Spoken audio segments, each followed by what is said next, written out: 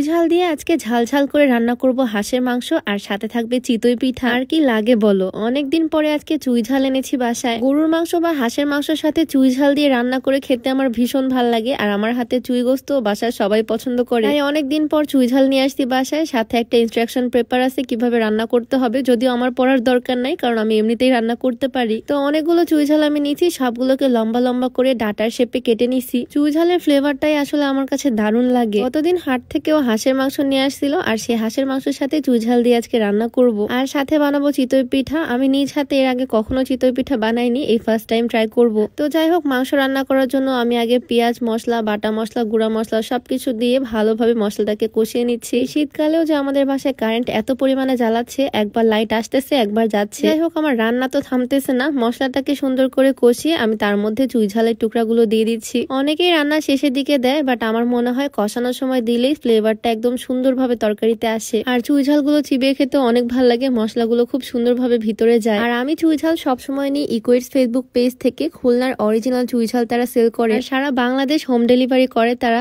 ইকুইটস Facebook পেজটা আমি ডিসক্রিপশনে মেনশন করে রাখবো, তোমরা চাইলে ভিজিট করে আসতে পারো তাদের পেজটা। তো বেশ কিছুক্ষণ সময় নিয়ে আমি হাঁসের মাংসটা রান্না করে ফেললাম, ওপর দিয়ে জিরার গুঁড়া ছড়িয়ে দিচ্ছি। কালারটা কিন্তু একদম দারুণ আসছে, তাই না? মাংস রান্না শেষ করে এখন পিঠা বানানোর প্রিপারেশন নিচ্ছি। হালকা কুসুম গরম পানি নিলাম, তার মধ্যে দিয়ে দিলাম চালের গুঁড়া। আগে থেকে ভিজিয়ে রাখলে একটু বেশি ভালো হয়। আসলে চিতই পিঠা এর আগে আমি কখনো বানাইনি, এইবারই ফার্স্ট টাইম ট্রাই করতেছি। নতুন খোলার মধ্যে ফার্স্টে ট্রাই করলাম, বাট এখানে খুব একটা ভালো হচ্ছিল না, তাই আবার বাড়িওয়ালা আপুর কাছ থেকে এই খোলাটা নিয়ে আসলাম। একদম বেস্ট ট্রাই করতেছি যাতে সুন্দরভাবে হয় এই পিঠাগুলো। লো হিটে রেখে মাটির এই খোলার মধ্যে সুন্দর করে চিতই পিঠাগুলো বানানোর চেষ্টা করলাম। আসলে পিঠা বানানোর অভিজ্ঞতাও থাকা লাগে, ফার্স্ট টাইম ট্রাই করতেছি, সেজন্য আজকের গুলো খুব একটা ভালো হয় নাই। নেক্সট ডে ইনশাল্লাহ আরো বেটার হবে। যাই হোক, এভাবে বেশ কয়েকটা পিঠা বানিয়ে ফেললাম। পিঠা যেমনই হোক, চুই ঝাল দিয়ে হাঁসের মাংসটা কিন্তু দারুণ হয়েছে, কালারে বোঝা যাচ্ছে। আর আমি একটু টেস্ট করেও দেখছি, গরম গরম ভাত বা রুটির সাথে খেতেও দারুণ লাগবে।